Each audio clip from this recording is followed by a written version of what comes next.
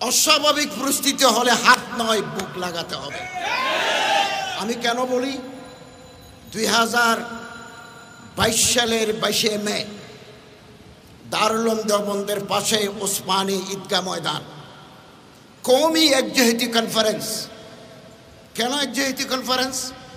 বাবরি মসজিদ ভেঙে দিয়েছে, আরও বিভিন্ন মসজিদের নিচে শিবলিঙ্গ আছে, কুতুব মিনারের নিচে আরেকটা কিছু আছে, এ জাতীয় কথা বলে মামলা মোকদ্দমা করি ভারতের বুকে ইসলামকে নিঃশেষ করে দেওয়ার চক্রান্ত চলছে। এবং দারুল উলুম দেওবন্দকে বলা হচ্ছে অবৈধ প্রতিষ্ঠান। তখন ওলামায়ে দেওবন্দ মনে করলেন এই মুহূর্তে আর বসে থাকার প্রয়োজন নাই, ডুবতে হয়ে তিনকা কা সাহারা। মানুষ যখন ডুবে যায় এভাবে হাত দেয়, একটা লতা পাতাও যদি পাওয়া যায়। এটা হচ্ছে critical juncture of the situation, পরিস্থিতির প্রেক্ষাপটে যদি প্রয়োজন হয়। হযরত মাওলানা আরশাদ মদনী সাহেব একই খানদানের, তিনি সৈয়দ সাদাতুল্লাহ আমিরে জামাত ইসলামের সাথে হাত মিলিয়েছেন, বুক মিলিয়েছেন। আমিরে বেরলভি জামাত মাওলানা তকির রেজা বেরলভির সাথে হাত মিলিয়েছেন, বুক মিলিয়েছেন। শিয়া মুজতাহিদের স্টেজে এনেছেন, দারুল উলুম দেওবন্দের মেহমান খানিয়া চা খাওয়াইয়েছেন। এটা হচ্ছে পরিস্থিতি, এভাবে বাধ্য করে মানুষকে। মানুষ যখন ডুবে যায় লতা পাতা ধরতে চায়।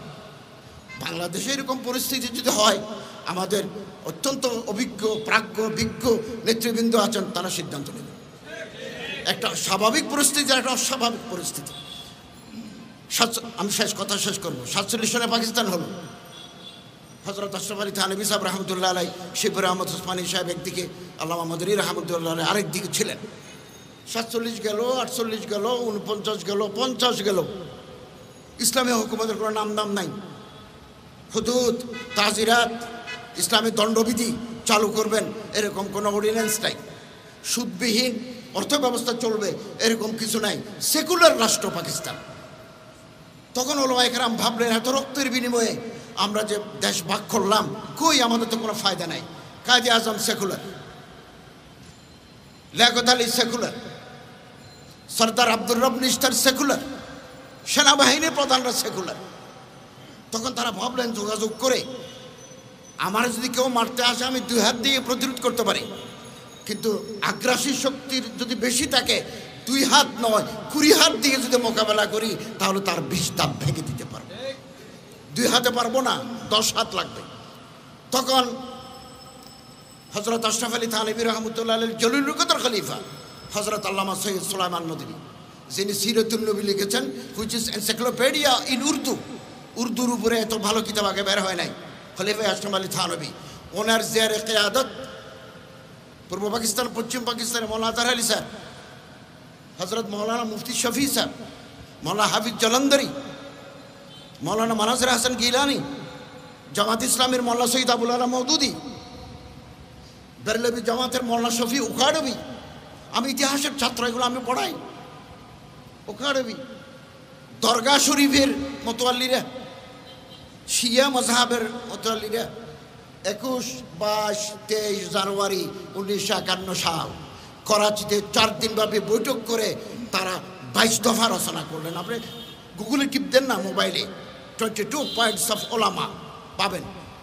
সমস্ত মাকাতেবে ফিকির, মাসলাকি ফিকিরের ওলামায়ে কেরাম একমত হয়ে পাকিস্তান গভর্নমেন্টকে জানিয়ে দিলেন আমাদের আলাদা আলাদা আকিদা আছে, আমাদের আলাদা আলাদা মাযহাব আছে, কিন্তু ইসলামী রাষ্ট্র করার ব্যাপারে আমরা সবাই একমত।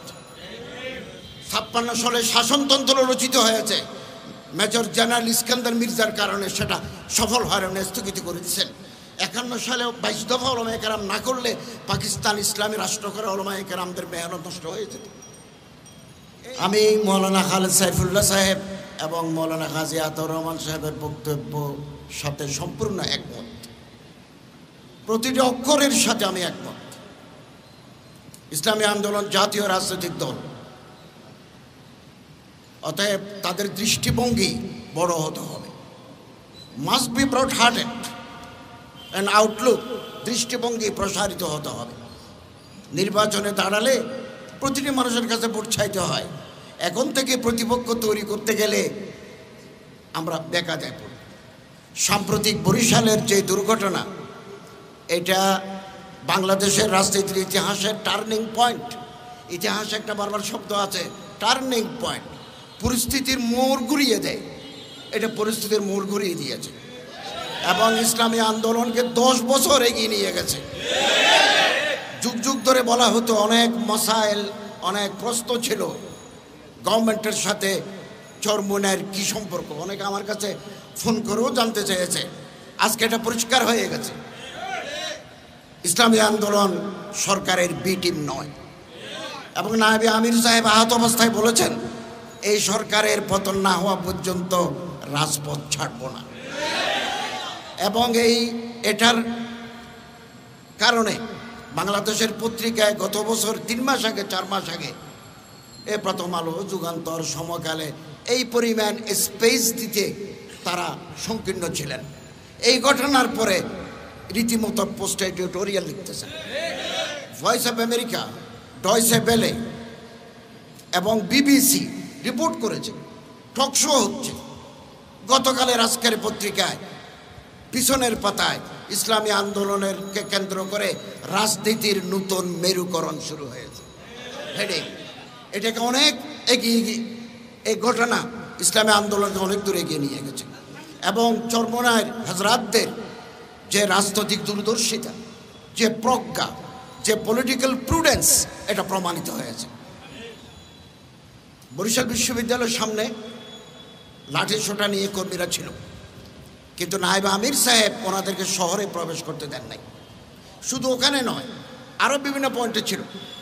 যদি ওই দিন ঢুকে পড়তো তাহলে নির্বাচন বানচাল হয়ে যেত, গভর্নমেন্টের হাতে একটা কাঠ চলে যেত, বলো এরা সন্ত্রাসী, এরা জঙ্গি, এদের দমন করো, এদের গুম করো। এই সুযোগ গভর্নমেন্ট পায় নাই। আমাদের সম্মানিত নেতৃবৃন্দ অত্যন্ত বিজ্ঞতার, প্রজ্ঞার, যোগ্যতার পরিচয় দিয়েছেন এবং আমাদের সম্মানিত আমির সাহেব, পীর সাহেব, হযরত পীর সাহেব চরমোনাই, আমি দেখেছি মানব জমিনের সাথে উনি একটা লাইভ সাক্ষাৎকার দিয়েছেন, আরও বিভিন্ন পত্রিকার সাথে দিয়েছেন। অত্যন্ত বিজ্ঞ, একেবারে ডিপ্লোম্যাটিক প্রুডেন্স, কূটনৈতিক প্রজ্ঞার সাথে তিনি জবাব দিয়েছেন। ওরা বারবার প্রশ্ন করে, উনি খুব সুন্দর করে জবাব দিয়েছেন, রাখি কথা বলেছেন এবং এটা একজন রাজনৈতিক নেতার যোগ্যতার পরিচয়। এবং বাংলাদেশের রাজনীতিতে ইসলামী আন্দোলন এখন 2-3 নম্বরের হিসাবের খাতায় আছে। অতএব আমাদের নেতৃবৃন্দ, নীতি নির্ধারক যারা আছেন, তারা সিদ্ধান্ত নেবেন আগামী দিনের রাজনীতি কি হবে, ঐক্য করা যাবে কি না, না আমরা নিজেরাই চলব, নাকি যার যার প্ল্যাটফর্ম থেকে সে কথা বলবো, এটা আমাদের নীতি নির্ধারকরা সিদ্ধান্ত নেবেন, আমি মেনে নেব। এই 19-20 সাল করোনা, মসজিদে জুমা হবে কিনা, পাকিস্তান গভর্নমেন্ট অর্ডার দিল 3 জনে জুমা পড়বে অথবা জুমা পড়বে না, এই সেই। कराची दारुल उलूम में तारीख अपने आप को दोहराती है, तारीख अपने आप को दोहराती है, हिस्ट्री रिपीट्स इटसेल्फ।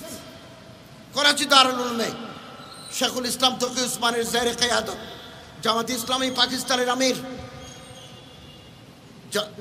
बेरलवी जमात अमीर मुफ्ती मुनीब हसन, शिया माजारपंथी বিভিন্ন মক্তবে ফিকের লোকেরা করাচি দারুলে বসে করারদাদ তৈরি করলেন এবং পাকিস্তানের প্রেসিডেন্ট ডক্টর আলভির কাছে দিলেন জুমা মসজিদ খোলা রাখতে হবে।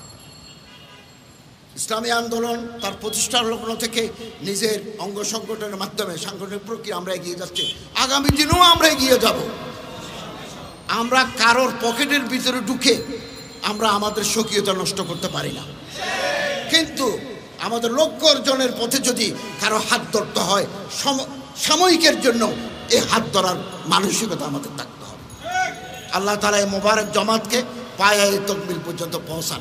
বরিশালের ধাক্কা আমাদের ভিতর নতুন চেতনা জাগ্রত করেছে।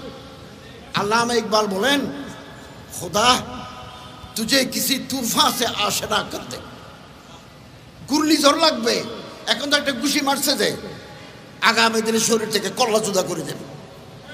খোদা তুঝে কিসি তুফা সে আশা না করতে, তুফানের সাথে তোমার পরিচয় আল্লাহ করুক। কেন কে তেরে বাহার কে মৌজমে ইস্তরাফ নেই, আমাদের যে দরিয়া আছে ইমানের দরিয়া, ঢেউ নাই, ঢেউ নাই, এই ঢেউ তৈরি করতে হবে একের পর। পৃথিবীর ইতিহাসে কোনো কর্তৃত্ববাদী সরকার আপোষে ক্ষমতা ছেড়ে দেয় নাই। কেউ যদি মনে করে সুষ্ঠু নির্বাচন দিলে তো আমি জিরো, তিনি কোনোদিন সুষ্ঠু নির্বাচন দেবেন না। আগামী 6 মাস, আগামী 1 বছর বাংলাদেশের ইতিহাসে অনেক নতুন নতুন ঘটনা ঘটতে যাবে। কি হয় আল্লাহ তাআলা ভালো জানেন। ইন্টারন্যাশনাল পোলারাইজেশন, বাংলাদেশের মেরুকরণ কোথায় গিয়ে দাঁড়ায়, আমরা আমাদের সম্মানিত নেতৃবৃন্দের উপর অগাধ আস্থা রাখি।